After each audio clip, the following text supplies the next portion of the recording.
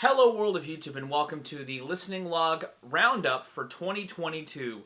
The final entry in my 2022 listening log where I'm going to look at the albums I spun in December in tandem with a handful of albums from my backlog that I'm finally talking about because I hadn't done so throughout the entire year. There are 17 albums I'm discussing in this video. It's going to be a longer listening log update than any of the other ones I've done this year. There's links in the description, as always, to album reviews in particular. If there's an album that you want to see me talk about, you can skip to that and the time code. Thank you for watching these listening log updates throughout the year. Let's go ahead and get started. If I can't have you, no one should have mine. I might do. SZA followed up Control, finally, or at least she was allowed to release her follow-up to Control, it feels like, with SOS, an album that acts as not only an update to SZA's maybe current state of mind, because she uses, again, her great artistry and good, songwriting skills to put you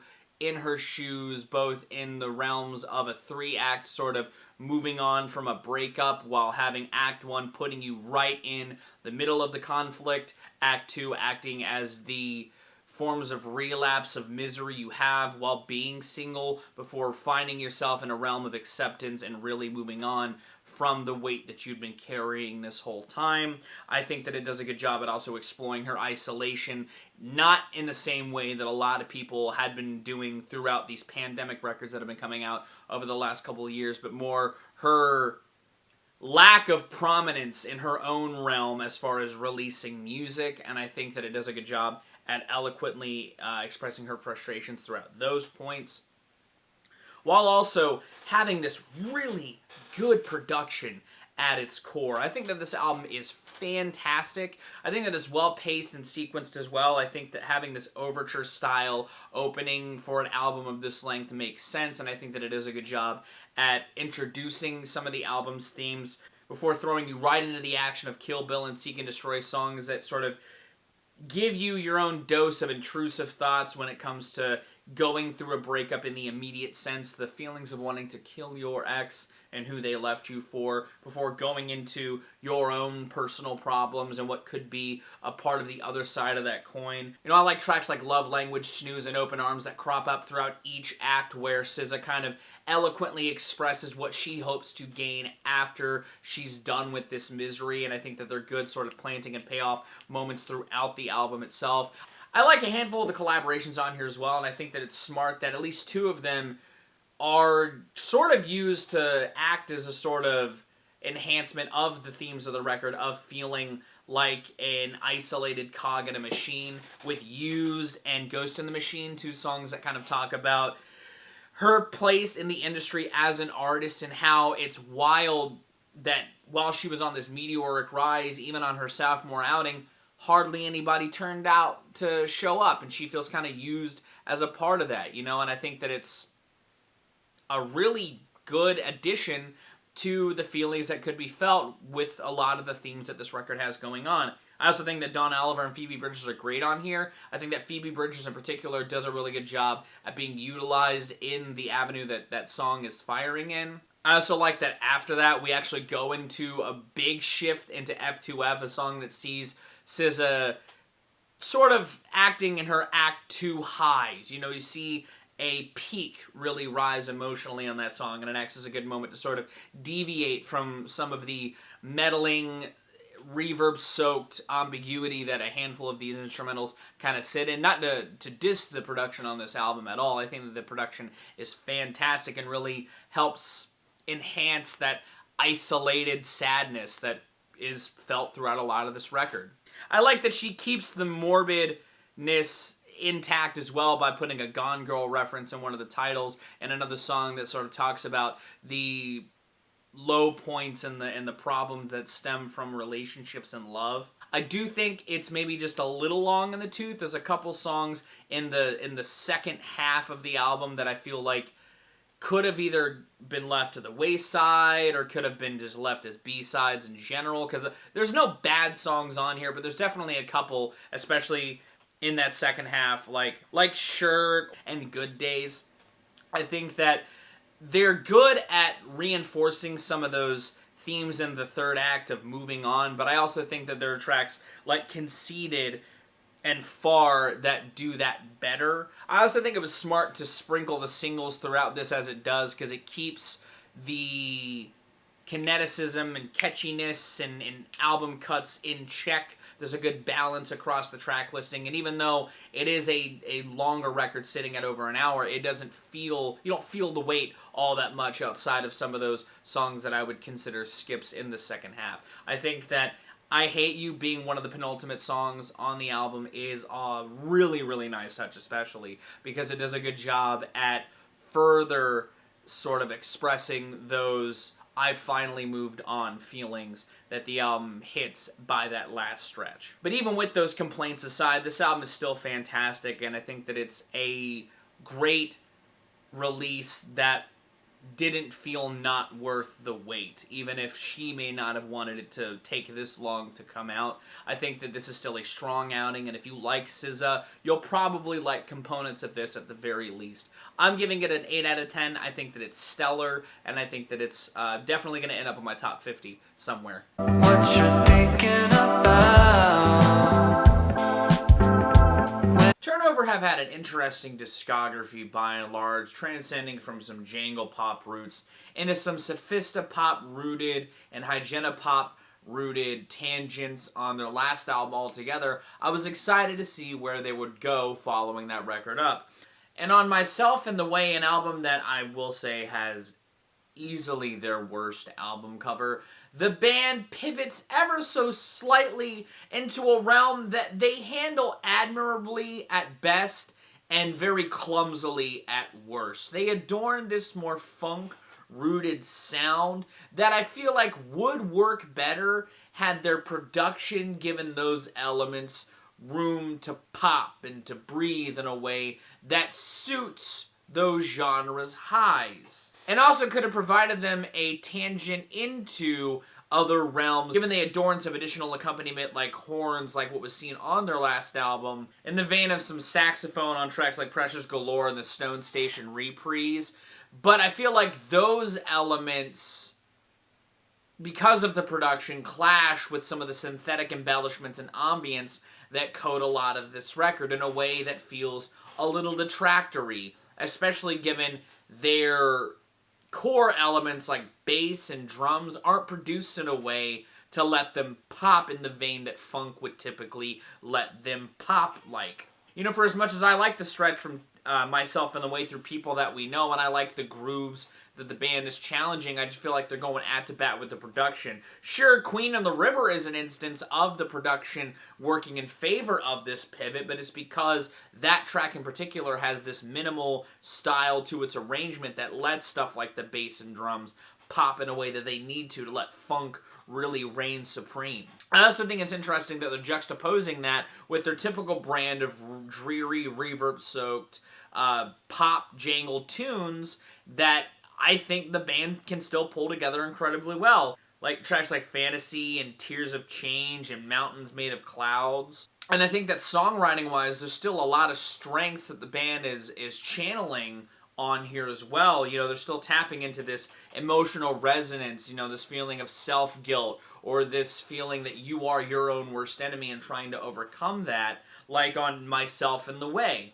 A track that has a really tight chorus and, again, showcases the band's talents instrumentally. They're just kind of held back. One album that kept coming back to me the more that I listened to this was the last LaRue album. An album where I liked a lot of the songs from a compositional and even a songwriting perspective. I thought that it had strong hooks, but it was kneecapped intensely by its production, and it sucks to see a band with such a strong discography like Turnover also fumble the bag in such an egregious manner. I've never hated any of theirs outright, but this is the closest I've coming to being very disinterested with where an album is going because I just don't like the way that it sounds. You know, I love the lyrics on a track like Ain't Love Heavy, and I feel like they're a good combo of great guitar funk with some self-destructive or self-imposing lyricism being shown in display, but again, the fucking mixing on it is just messy. The synths drown out the rest of the funk, and it creates a disengaging experience to me personally. I don't know. I really wanted to like this thing because I really like Turnover, but this just wasn't it, in my opinion, in a heavy, heavy dosage. I think that it's not bad, it's just disappointingly average because its elements and experimentation don't quite see themselves fully through due to a lot of the behind-the-scenes stuff on this. I'm giving it a 5. It's not one of the worst albums I've heard this year, but similarly to other albums I'll talk about in this list, in this video, it's just mad disappointing to see a band with a lot of talent and a good ear for crafting good songs just not nail it on the head this time around. Captain Saber Soul to the rescue. True. This ain't BDP though, it's TDE. Knew I might be on BET now. I wasn't that into Do What Thou Wilt, Ab-Soul's last album from 2016. However, I do feel like his absence has been felt in the scene by and large in the 6 years since that album has dropped. And I was excited when Hollandaise came out and was a smash single IMO. I like the hook of that song. I think that it shows Ab-Soul flexing his pen game and showing that his flow hasn't gone anywhere. And I like that on the culmination of that, of the hype in Herbert, delivers on a really well-rounded package from Ab-Soul. You know? It's a record of a similar ilk to what a lot of hip-hop's done. It's very personal, it's very reflective, it seems like it's very therapeutic in a sort of way, and I think that while some of the instrumental palette of this seems kind of in line with a lot of where hip-hop is, Ab still makes it his own on here in a way that I think is very gratifying. It does a good job at talking about his own feelings of being so different from his peers, like on the opener message in a bottle, which feels like a letter to his fans explaining why he hasn't been around for so long, while evoking the imagery of a message in a bottle feeling alone. The title track's spin of Nobody's Gonna Understand Herbert also nails that down in its head. He talks about how even though he has been around for so long, he could be seen as somebody who's still kind of fresh to the game, like on No Report Card, where he just gets deep in the cut. He also talks about while he's been in it for so long, he's still got bold aspirations, like on Moonshooter or on Do Better. Along with talking about frustrations and problems he's seen by and large with the people around him, like Fuck Out My Face, Art of Seduction, and It Be Like That, which talks about the duality he's been facing emotionally. You know, he wants to ride the highs, but he's still basking in the lows. I think a lot of the collaborations by and large on here are pretty solid. I like Zakari's hook on Do Better. I also think Jhené Aiko's contribution on The Wild Side is aces, and Ambray's collaboration on Art of Seduction also hits a good stride. A lot of the vocal chorus work on here is pretty good. I think the one exception to that is Go Off, where Russ definitely weighs down what is still a pretty solid track, because I think Big Sean does a good job at bouncing off of Soul in his own respective verse. I think Joey comes in really well on Moonshooter. The fact that Schoolboy comes in and does some ad-lib work with him as well unifies that sort of black hippie vibe that I feel like has been missing from that collective group over the last couple of years. I also think there's some moments that just go the fuck off, like Church on the Move. The beat on that song is insane. You know, a lot of that reflection and nostalgia that can be seen through the album cover is also channeled in some of the lyrics. He name drops KRS-One in Report Card. He also evokes Biggie bars on Fallacy, and he calls himself 3 Pac on Gangnam, a song that talks about his sort of dissection from some of his peers, because while he hasn't reached the highs of some of the black hippie crew, he's still kind of thrown in their ranks while being just a rapper not with the same level of success, which could also be due to his different approach to making music that I still think works when it does, and Herbert is an example of why Ab-Soul is an incredible artist and rapper. Do I love every song on here? No, but I think the positive to negative ratio definitely weighs in favor of the positive. I think the weakest component on here is Go Off, because while I like Big Sean on the track, I'm not a big Russ guy. Kind of weighs down that song in my opinion. But as a whole, this album rips. I think it's really, really good. And while it's not going to be as high as other hip-hop albums that explore similar subjects, I don't think people should sleep on Herbert. It's got a lot of really cool ideas that I really, really like. It's getting an 8 out of 10.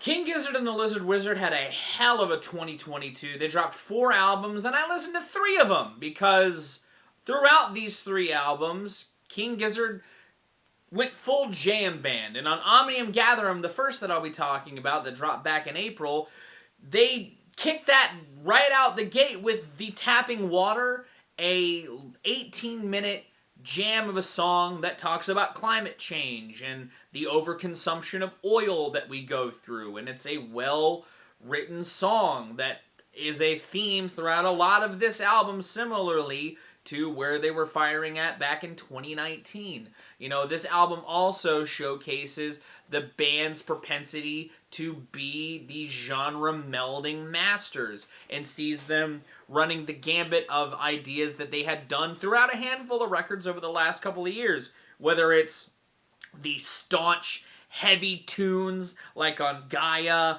and Predator X, which talk about the Earth and seemingly just angry, aggressive riffage like on Predator X.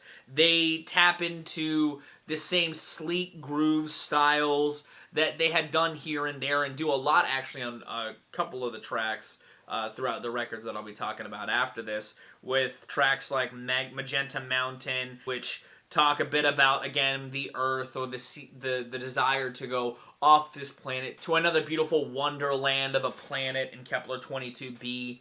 They got their own whale track with Ambergris. You know, the Evilest Man sees them melding even more of a synthetic influence like what was on Butterfly 3000 into their, you know, groove-centric writing that they're throttling with on here, while also reinforcing some themes, while also touching on themes of misinformation spreading and the problems with mass media in some pockets, especially in Australia, judging by some of the lyrics on there. And it's another really good moment that has a longer song that doesn't feel like there's a moment wasted, in my opinion. And one of the things that I really like about this album is that they also introduce more of a rap style influence, which I never would have really guessed this band to adorn, in the form of Sadie Sorceress and the Grim Reaper, which have, again, kind of a rap style delivery, but also some drum production and some drum playing that leans into a rap influence as well. There's even some turntablism that crops up a little bit on this project. I think that this album is super interesting, and while it's not my favorite of the three that I listen to, it's still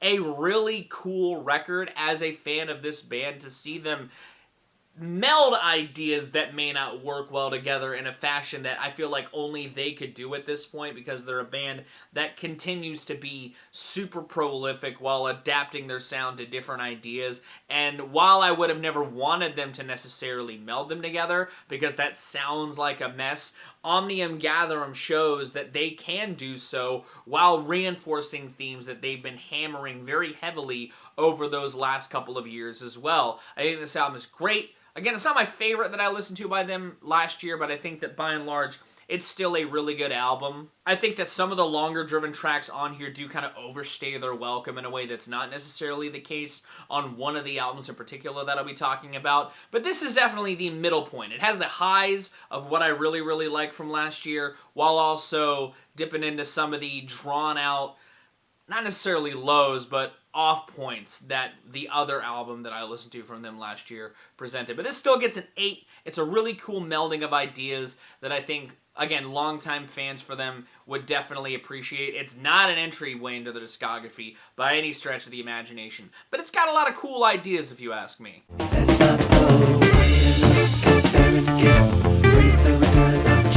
Now, while I talked about King Gizzard going full jam band and components of Omnium Gatherum, that album more feels like just a celebration of the band's talents. Ice, Death, Planet, Lungs, Mushrooms, and Lava, however, is absolutely the jammiest jam band that King Gizzard has gotten thus far in their career, down to the fact that this album's composition is comprised of songs that have been worked through in a jam setting. This album, unlike a lot of where King Gizzard seems to thrive in, is just the band jamming and making songs out of those jams. Is that a bad thing, though? Hell no. This album rips. While very focalized lyrically, every song, by and large, with the exception of Hell's Itch, seemingly has its subject displayed in full in its title. You know, Mycelium is about mushrooms. Ice 5 is about both a old Greek god in tandem with ice as a concept, more focusing on a point within an ice structure's lifespan where it's both crystalline and not. Magma's about lava. Lava's about heat and lava.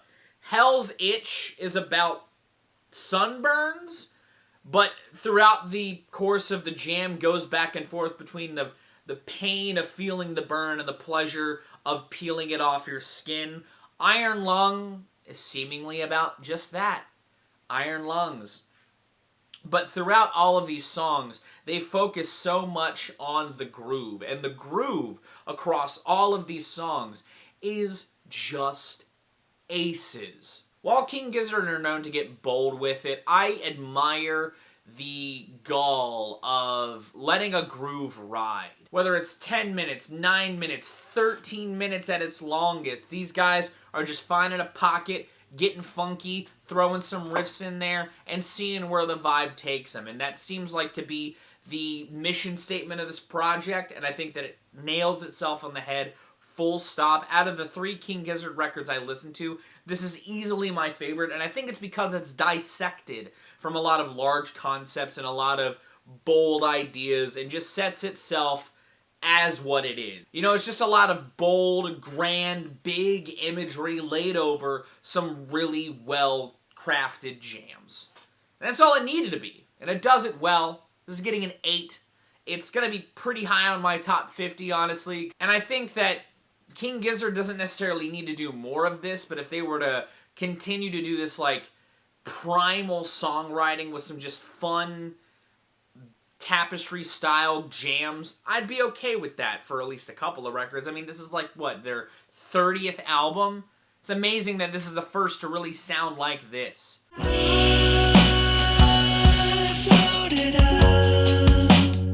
Now, Changes was the last album they've done so far, and it's their actually 23rd album. I know I was getting a little hyperbolic with the Ice Death Planet review, but Changes is their 23rd album, and it sees them actually finishing an idea that I guess they've been working on for a long time. This album's been kind of in the works for them since 2017, and its concept is interesting at the very least. It's them taking a key in music and seeing what they can milk out of this key, whether it's throwing different instruments in there, channeling a groove in a different pocket, or dancing around in a psychedelic realm within this key. But they're sticking in a key, and they're writing a handful of songs about it. And I feel like it sticks the landing pretty well. You know, while I think that out of the 3, it's my least favorite, it's less because it's so simplistic in execution, and more just the King Gizzard stuff that I had heard this year was really awesome.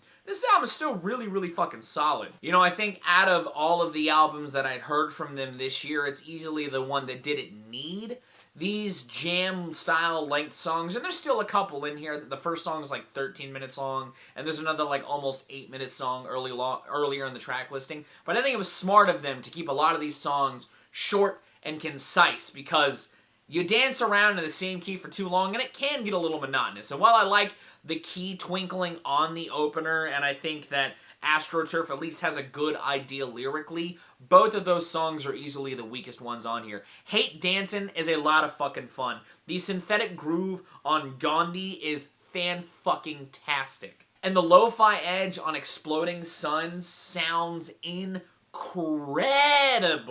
I also like that on an album so bright and shiny, because the key they chose seems to be just very optimistic and bright. They're not afraid to stay morbid. Again, AstroTurf is like an ecologically tinged song, talking about how AstroTurf juxtaposed against nature is just such a disgusting thing. And No Body is a song that sees them discussing leaving your body behind on the earth as you go to the afterlife, that I think works as a whole. I also admittedly like that this is kind of a breezy little 40-minute record. You know, out of all the King Gizzard records that have been dropping recently, Changes might be the one I'm most prompted to buy on a physical media, similarly to Nonagon Infinity, because in the setting of listening to an album, I think that it's smarter for them to keep it simple, especially given throughout this year they've been getting bold. You know, the one other album I didn't listen to was just 2 songs that stretch out to 30 minutes in length total, and that's the biggest reason why I skipped it. This seemed like the most, concise record that they dropped, and I appreciate it for that. I still think the musicianship, similarly to the other stuff I've talked about, is aces. And again, I think given they worked so hard to work on their musical dexterity to make a concept like this work, it absolutely does. And I think that if you want a cool, fun, psychedelic-leaning record that has a fun concept, Changes is the way to go. Is it a gateway into King Gizzard? Fuck no. But it's a really good album in their discography that if you like fun 60s reference style, or at least influenced psychedelic, go check this out. It's a 7 out of 10 experience. Really quality stuff. And, yeah, they just had a really good year this year, in my opinion. Simma, who got the keys to my blood clot bimmer, big time driller. I might not have talked about Little Simz at all yet on the channel, but I am aware of who she is, and I think that she is an incredibly talented rapper. While I didn't listen to Sometimes I Might Be an Introvert last year when it came out, it was one of the ones that I caught up after the year had ended, and I was really into that, and I was shocked to see a quick turnaround back-to-back year release with No Thank You, an album that feels leaner intentionally so. It's not a pocket project, it's just a concise, well-penned album that continues to have her pen game put amidst grand tapestry, grand orchestration, and showing off that Simz can just get down to it and dazzle with some great wordplay and some great rhymes, whether she's feeling this bitterness towards the industry or the struggles she's seen as an independent artist, like on No Mercy or Heart on Fire, which juxtaposes that with her own other squabbles or turmoil she's felt outside of that. She also talks about her perspective as a member of the black community, like on Gorilla and on X, her frustrations and being fed up with some of the toxic situations she's been put through, like on Silhouette or Sideways. There's a deject lack of care for her own messaging on who even cares. And while there isn't much of a focus on hooks to sort of tie all these themes together, I think that it sits in a breezy listen while keeping it visceral. And I think that that's the album's purpose. You know, for all of the grand sounds that are coded in here, Simz is just really cutting the shit on this project. And I think that it's well executed. Right down to the fact that while it does have these grand sounds and samples and orchestration, like on Angel or Sideways, there's swells throughout Silhouette. There's a sample on No Mercy that I don't remember what I had heard it from before, but it's on here and it kept me hooked in every time. It's a good beat on there.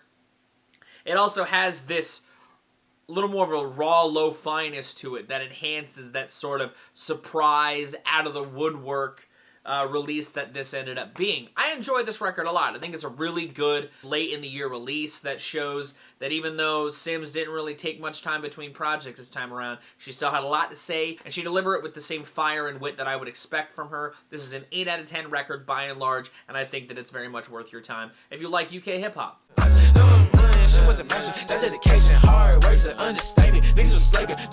You know, normally I'd be chomping at the bit to listen to 2 Brockhampton albums to drop in the same year, because their whole shtick was that they dropped 3 in a year, and they were all bangers.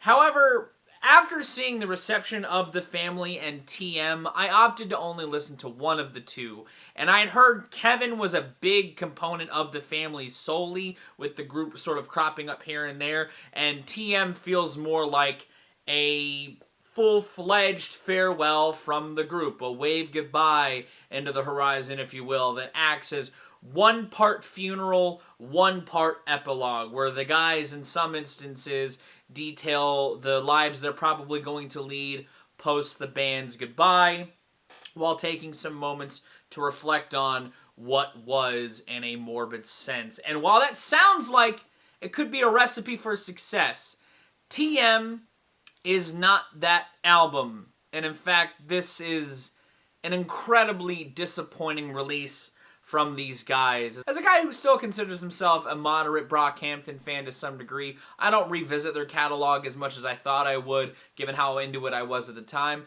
But I've still got a soft spot for a couple of records in their discography, and I thought Roadrunner was a great notch in their belt. this just wasn't it. This thing is underwritten. The production just isn't quite there. You know, there's a handful of verses where I'm like, man, I feel like they could have just done a lot better on here. Whether it's not utilizing a typical Brockhampton vibe to its fullest, like on New Shoes, or on Animal, or adapting their sounds into different avenues, like on Listerine and Man on the Moon, or using some really grand imagery like on Crucify Me to a minimal effect. This album just feels like it's caught up in itself in ways that Brockhampton albums have felt from time to time, but in the laziest way. And it feels more like the band finishing something due to obligation more than them wanting to actually be together. You know, even in the last track's moments of Goodbye, where Joba and Matt reflect on some odd moments that happened during their tenure of the band in a bittersweet fashion, it kind of ends well before it feels like it's starting. I don't know. This album doesn't take its time with any of its ideas. It's in and out, and it's really disappointing in doing so. I like a handful of the ideas here. I just wish that they were done to a better degree. You know, I really love the kineticism on Man on the Moon, and I think the production on that track is aces, but even that feels like a weird outlier in the pocket of the record that it sits in, and more acts as a brightening up of the vibe than a legitimate sort of tangent to the ideas here. It's a mess. I'm giving it a 2 out of 10, and it's easily one of the most disappointing records I've heard all year.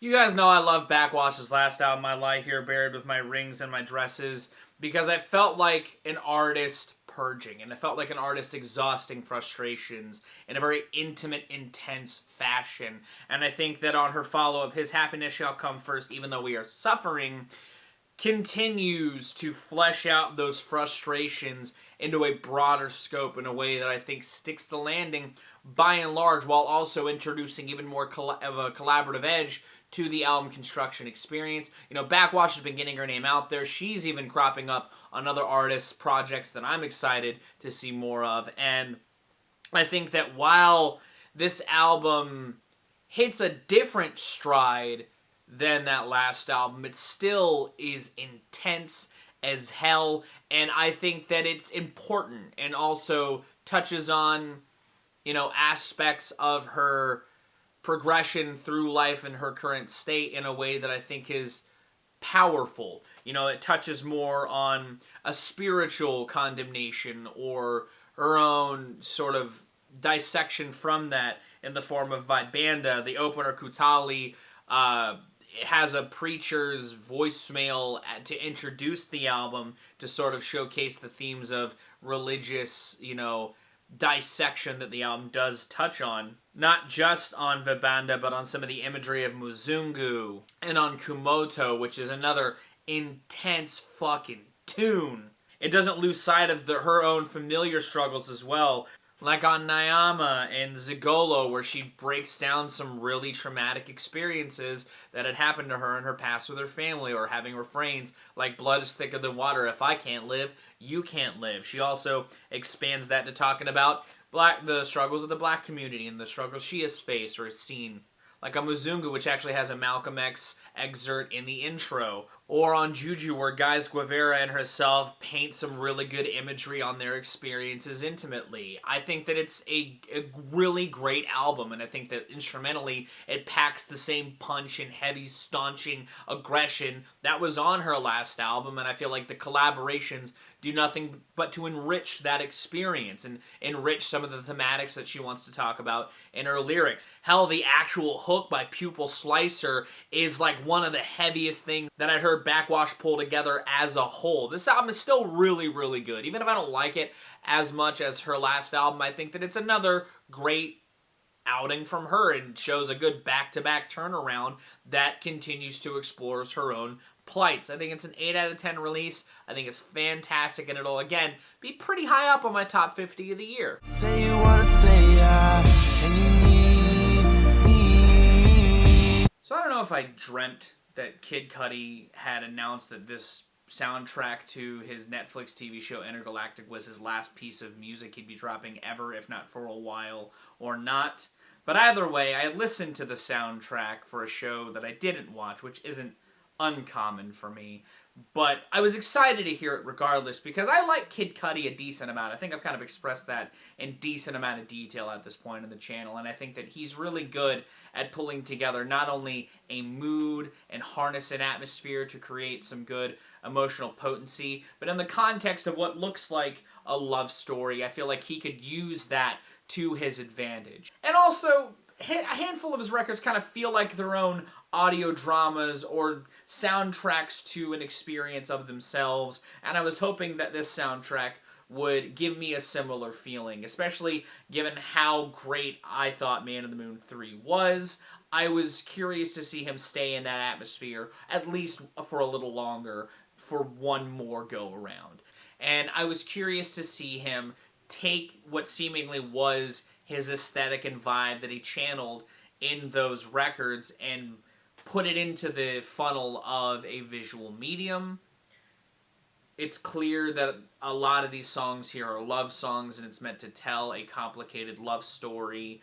And I feel like this project, when it does it well, it translates Kid Cudi's vibe and overall sonic palette well into the visual medium, or at least gives it that soundtrack coating without pulling away from the core ideas thriving in a good way. You know, I like the Intergalactic theme itself. It kind of sounds like the Daredevil theme ran through a Kid Cudi filter, which made sense and I thought sounded nice. And I think tracks like New Mode, In Love, and Somewhere to Fly with Don Oliver do a good job at translating those ideas, whether it be the synth flourishments, the swells that happen, in the hugeness, in the scope. Like, the production doesn't feel neutered on those songs, and they actually feel like they're going somewhere sonically and lyrically. You know, they tap into the feelings the song are wanting to evoke pretty fucking well, in my opinion. And I think that other ones like Can't Shake Her and Can't Believe It and Burrow are also good collaborations that led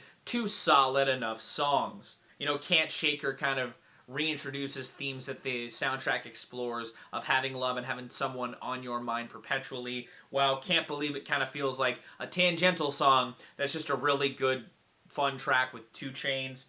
This album's lows more come from some of that production neutering that would happen by making it a soundtrack. You know, there's a handful of points on here where the synths don't feel as full in the mix, and it could be to service something like dialogue, but in the case of, like, homogenizing a Kid Cudi sound, given it does do it pretty well on some tracks, to see it happen not so well on tracks like Angel or Do What I Want or Live in My Truth, where it feels more like just background tapestry, is when the album sort of falls apart for me in some instances. It's not bad. It sort of just gives it that background soundtrack feel that leads to a really inconsistent listen in a setting. And it's something that good soundtracks don't necessarily have. And it's not to say that I think that it is bad because of that, because that is what it is. There's just a little more of a veil being pulled away when listening to this in an album sitting from a production standpoint, to me personally. I still like the tunes here, and I don't think there's anything on here that I think comes together poorly. You know, I think that even the tracks where the production sort of gets watered down a bit, the stuff that's there sounds nice. You know, the synths still have a nice airiness to them that I would picture from Kid Cudi. It still translates Kid Cudi's vibe well, it just does it in a way to service the medium that it's in, and in an album experience, parts like that can take somebody out of the experience, and it did for me. It's still fine enough. It's still getting like a 6 out of 10. I don't hate a lot of what's here, and I'm glad to see Cudi do something like this, you know? Again, for someone who's been so important to aspects of the scene as far as creating a mood and telling a story, it's cool to see him get to do that in a visual medium. And I don't wish that this was his last project. I'm always happy to see Cudi do something else, but if he takes a break after this, I think it'd be apt, you know, and I feel like he should take some time to himself, give himself some time to experience life through his own lens without being quite as harped on to pull something else together. And I think this is a fine enough place to send it off for a while. We're all lost. There comes a call. Now, obviously, I was a huge fan of Titanic Rising when it came out, and I've been heavily anticipating Weyes Blood to follow that album up, and in The Darkness, Hearts Aglow, we see what I would argue is what's going to be a continuing trend in pockets of music, the post-COVID album. While many would still argue we're in the depths of the vices of COVID-19, you can see the world's trying to shed that era and try to sprout out a new, even if some would say we aren't necessarily there yet, there's always going to be hesitation for a tread back to normalcy. However, on this album, she juxtaposes discussions of a post-COVID world, like on It's Not Just Me, It's Everybody, and The Worst Is Done, with deconstructions of the age that we've been in amidst that. Both pre and post in the vein of social media, in the world of social media and digital consumption and overconsumption, and how that can detract from your own human experience. It's interesting that one of the things I want to do this year in 2023 is to find a better balance across the facets of my life, and this album seemingly tries to invite that concept within itself. Tracks like Grapevine and God Turned Me Into a Flower and Twin Flame talk about relationships across that being diverted from your partner through technology, or not seeing your own greatness because of this vapid world that we live in, like on God Turned Me Into a Flower. Twin Flame is a love song built through isolation as well, and could be seen as a focal point amidst all of these grand theatrics and orchestration that she still taps in on here with its more synthetic-leaning percussion. And sonically, this album sits in the same realms that Titanic Rising had, if not a little bit lesser so. I still like the grooves on It's Not Just Me, It's Everybody, and the intimacy within the sounds of God Turned Me Into a Flower. The grand swells throughout this still hit a good core. I think that Hearts Aglow hits the same stride that a track like Andromeda did from Titanic Rising. It has the same scope realized, and I enjoy how, like I said, Twin Flame kind of adds a little more into the mix that wasn't on there quite as intensely, and I think that it sticks to the landing. Take note, Arcade Fire, Children of the Empire is how you write a song like that. I think that this album's biggest problem is its back end. While it has a really strong start, the instrumental interludes kind of peppered throughout the back end make this album feel like it's running to the finish line when it feels like it's only just really getting started, and you're only really getting swept up in it once it starts to pivot towards its final moment. This album is still great, though. It's fantastic. While I don't like it as much as Titanic Rising, I still think it's a really good notch in her belt, and I'm giving it an 8 out of 10.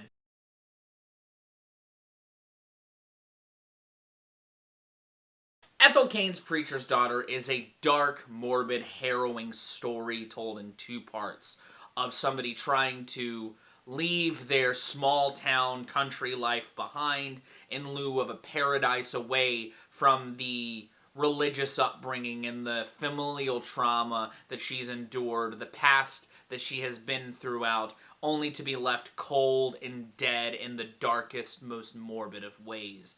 And from a songwriting perspective, this album is incredibly compelling. I think the overture-style beginnings of Family Tree's intro into American Teenager is a fantastic prologue before getting into the nuanced intimacy and sadness and trauma within tracks like A House in Nebraska, Family Tree, and Hard Times, which see her discussing past lovers that have gone, one's own sort of generational trauma and darkness before going really bold with one's own intimate trauma from her father on Hard Times. The writing on that song is incredibly gut-wrenching and really taps into a darkness that only gets darker from there. It talks about the problems of current love in the form of Western Nights, which sees the protagonist's lover dying in a bank robbery that she is now tied to before trying to escape from that in a passionate way with Thoroughfare, finding a new lover only to be taken advantage of, and again, thrown in a ditch, essentially. Not directly, but just left to die in a drug-induced stupor. You know, while the album takes a real sonic pivot from Gibson Girl through a decent amount of the back half, the lyrical darkness continues to grow more and more intense throughout that portion of the record. You know, the story of being used while on drugs in Gibson Girl gives you that same just continued bleak feeling that Tolmaya only furthers to throw you deeper in the trenches by Ethel essentially writing this woman's dying moments in this coma-esque style songwriting that I think is just emotionally powerful. It goes to some really dark places, and I think that it does so beautifully. And instrumentally, while I'm not the biggest fan of this Americana-style pop, and I've never been a huge fan of like what Lana Del Rey does with it especially, I think that Ethel spins and uses to enhance the environment in which the protagonist is in these early moments of the record. You know, while I think A House in Nebraska's sonic palette could do with a little more to it to enhance its longer runtime, it at least acts as a good backdrop to what's going on. The same could be said to some degree with Family Tree, because it kind of sits in this meddling middle realm through a lot of the track, but the moments where that track flourishes out give it a little more grandiosity that I think suits a lot of the imagery at hand and the liberation that the protagonist is feeling. I think once synthetics do crop in throughout Gibson Girl and Ptolemaea and August Underground, they act as a good juxtaposition to the story. I think that the intensity throughout the death of Ptolemaea is well harnessed. I think that the growing darkness throughout the sonic palette of that song is executed fantastically, and I think that August Underground, being this sonic embodiment of death, is portrayed well. I also think that the reintroduction of some of those ideals from earlier in the album throughout Televangelism and Strangers does a good job at giving the album a sort of coda as we return back to square one, sort of narratively, throughout the POV of the protagonist's death and observing her family's life from the afterlife. I think that it's a good, and I feel like the production on Televangelism helps enhance that sort of ghostly ideal that the song is trying to tap into instrumentally. I think that this album is smart in how it's pulled together, and while I don't necessarily like some of the longer moments instrumentally, lyrically, from start to finish, I think that this thing is incredibly compelling. It is very haunting. You know, Strangers is a really touching moment that sees the protagonist coming full circle as well, that I think is strong, really strong, incredibly well written, and I know that it's going to end up pretty high on my top 50. I feel like if you enjoy Americana-style pop and you haven't checked this album out, because it is an album that has been getting a lot of buzz, I would definitely do so. It's an 8 out of 10 record. I think that it's fantastically pulled together and absolutely worth your time.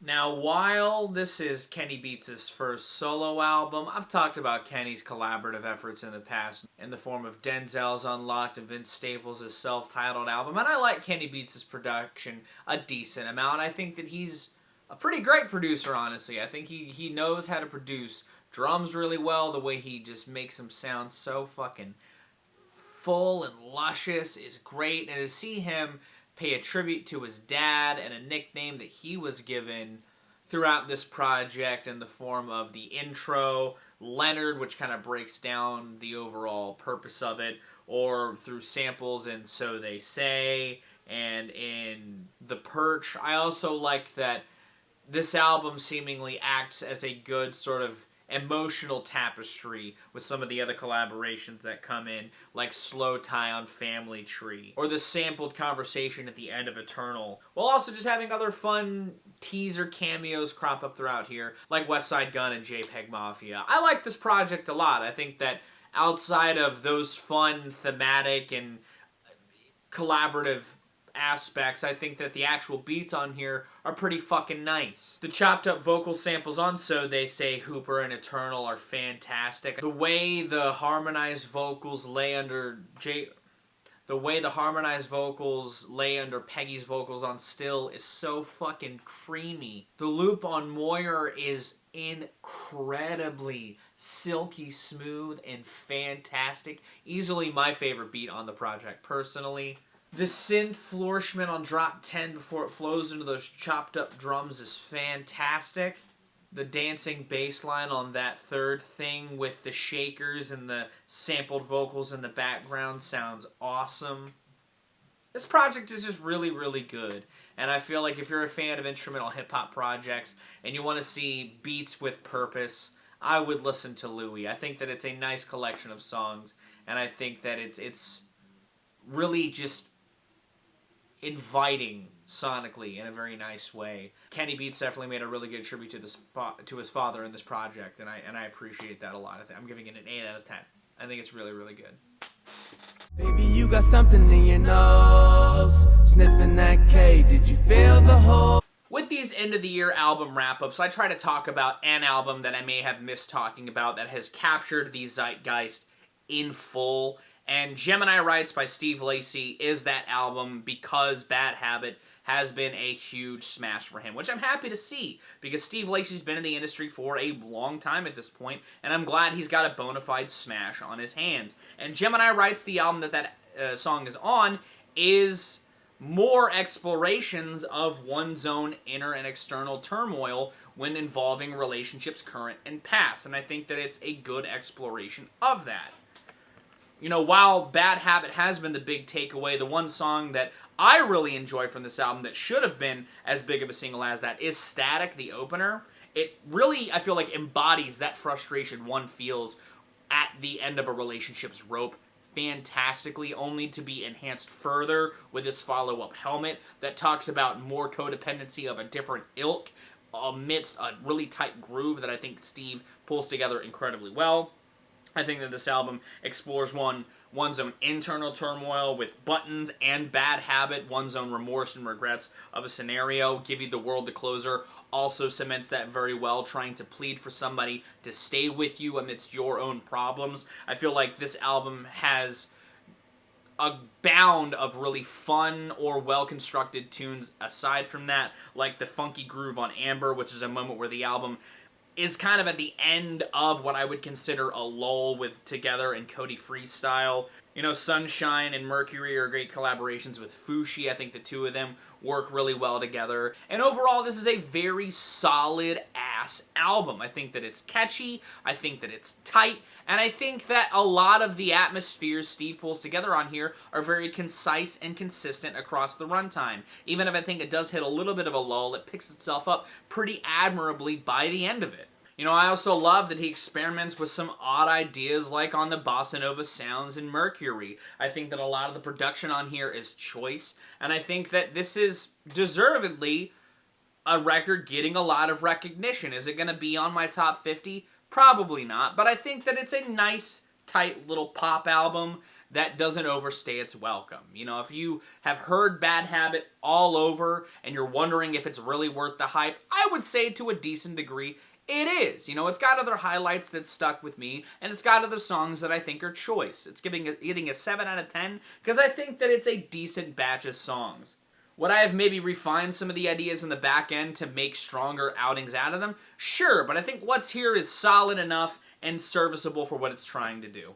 Not taking it anymore. I'll be breaking down the door. So similarly to Brockhampton feeling obligated to make an album like TM, I felt obligated to listen to the new Disturbed album, Divisive, because, well, they're a band that I've kept up with as much as I've been uninterested in their output post me really falling out of interest in the band.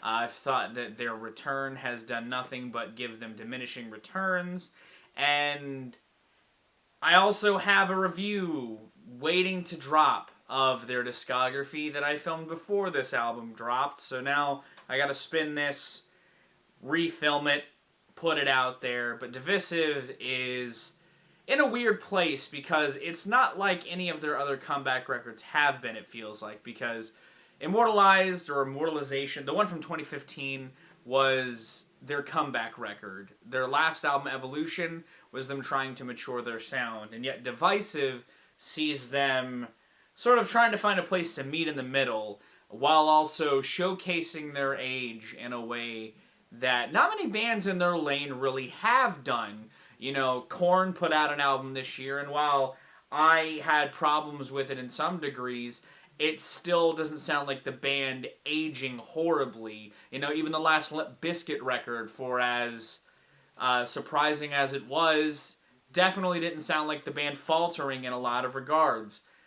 This new Disturbed album, though, just feels like the most surface level version of a band trying to sound like who they used to be in all of the worst ways. You know, Hey You is about, you know, real wake the people up sort of anthem, while Badman aims to go at a nameless, faceless entity and try to tear them down, while also boosting yourself up in Unstoppable. You know, how people just love to feed controversy for controversy's sake. It's a record that you kind of get what it's going for after one listen, and you're kind of done with it. The soloing doesn't really feel all that inspired. Most of this doesn't feel all that inspired. You know, for all of the hilarity you could see out of Immortalized or Disturbed, of all bands trying to mature in an ungraceful way,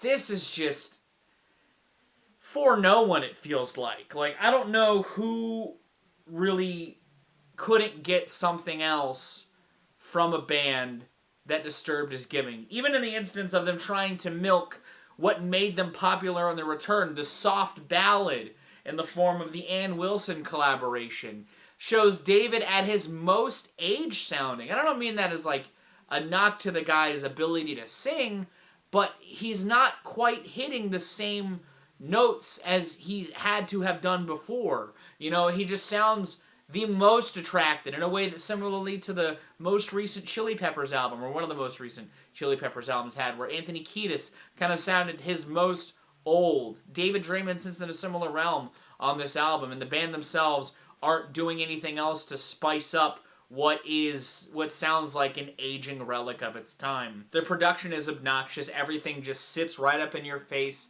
in the most annoying manner, and this is just the worst version of anything you could ever want from a heavy album. This is getting a 1 out of 10. This is a worst of the year contender. This thing really did nothing for me.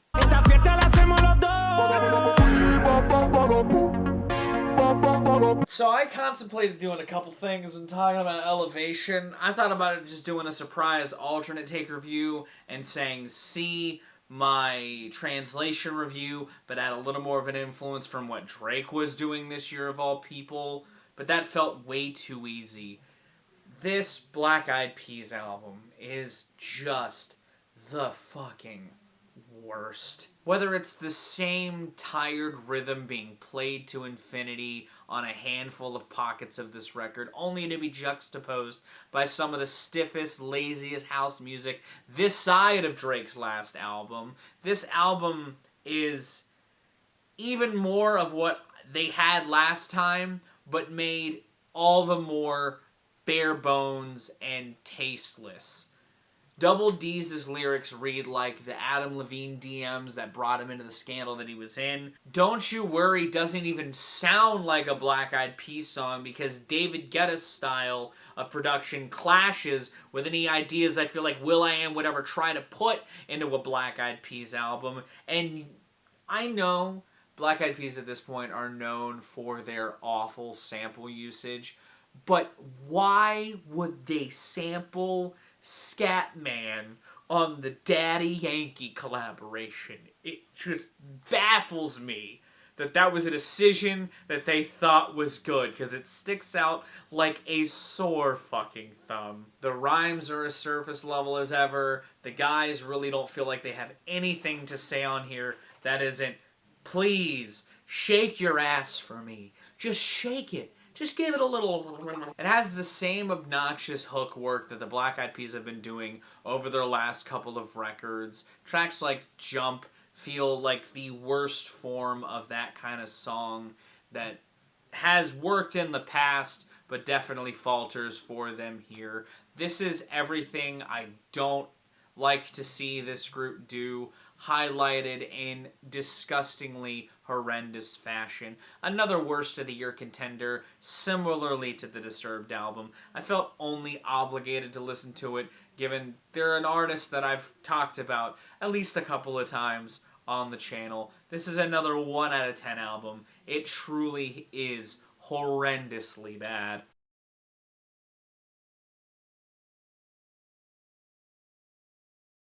Now, it's fitting that the last album to drop on the first year of my funky 30s, or at least the last that I saw, was Vulfpeck's Schvitz, an album that dropped the day before New Year's Eve. Vulfpeck being a funk band that does a good job at creating these tight funk grooves with some good oomph in their vocals. They're produced very, very well. These guys know how to find a good pocket and ride it without dazzling too much. It's all about keeping it tight and concise with some nice songs amidst that. And Schvitz is another of its ilk. The production on this album is fantastic. The bass pops on so many of these songs. The bass on New Guru is outright nasty.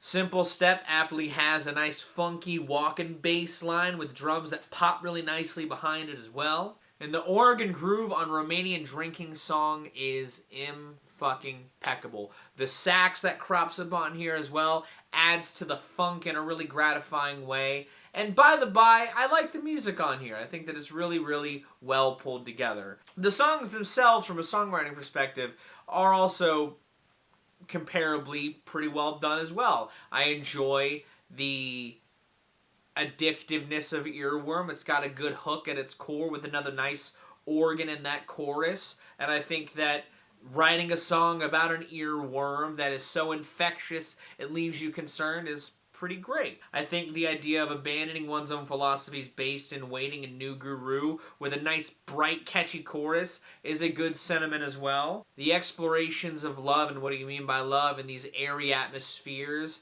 is executed gracefully too. And ultimately, I like a lot of what this album has going on. Do I love every song? No, I do think that tracks like Heaven and Serve Somebody are a little heavy-handed in some parts of their sort of messaging that they want to get across in a way that I don't necessarily wholly like. But I enjoy the sentiment of finding optimism in a place that is supposed to be paradise. And the sentiment of somebody having to account for their own things they put into the world, whether through themselves or otherwise, isn't a bad message either. They're just two instances where I don't necessarily like the execution. And while I enjoy these guys as far as musicians, and I think that they play their craft well, in the genre in particular, I would like to see a little more dazzle. These guys have talent, and I'd like to see that talent shine, whether it be in some more solo work or some more dynamic pacing across this record. You know, for all highs that this album rides, it gets caught up in its own sort of tepid meddlingness that I would love to see vibrant, that I would like to see brought up a little bit more and made a little more vibrant. You know, let those talents ring true, you know what I mean? But I still think this is solid. It's still a 7 out of 10 record. It's got a lot of good things that it's channeling, and I think that it's an apt last point to get to this year, with the exception of one actual album. I love who I see looking at me in the mirror. You know, when I make these listening log updates, I talk about every single album that I listen to. I don't leave a stone unturned, with the exception of some soundtracks that I'll listen to and not necessarily talk about on here, because I know soundtracks aren't really the bag for a lot of music discussion and discourse as much as I would like for them to be.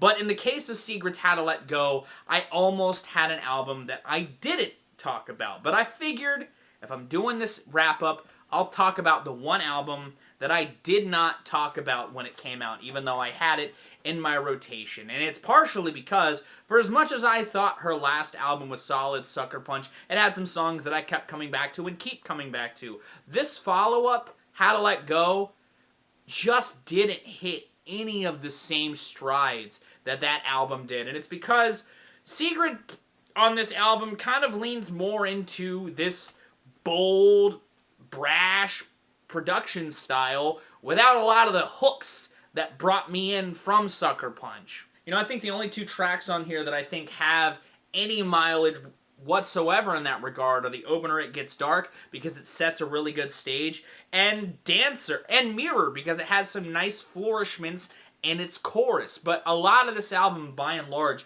is just a snooze fest. And that's not without the album trying. You know, hooks on Burning Bridges and Thank Me Later and A Driver Saved My Night feel like they're trying to evoke some sort of grand theatricality. Even the collaboration Bad Life with Ollie Sykes of Bring Me to the Horizon feels like it's trying to tap into that same scale. It just doesn't have the songwriting to back that up. And the loud production does nothing but kneecap that weak songwriting. And it makes ballads like Last to Know, Mistakes Like You, and Grow feel all the less compelling because they're not following up anything all that emotionally potent. This album feels like the most sterile, bland pop experience that I could have ever found last year. And I'm kind of disappointed because while I haven't spun Sucker Punch in full, again, I still get mileage out of some of those songs, man. I feel like the production is kind of nice, and it doesn't feel like it's trying to take up too much room.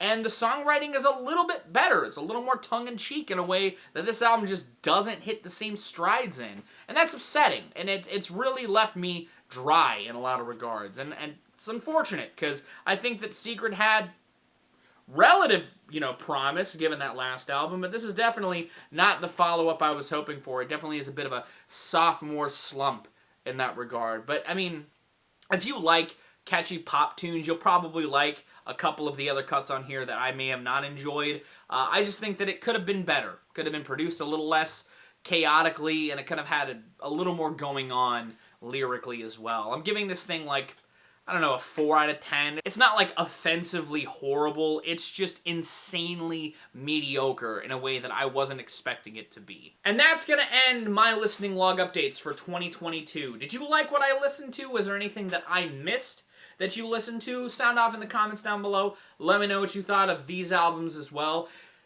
If you want to see more of my music, gaming, and general nerdery content, be sure to subscribe. List week starts on Wednesday.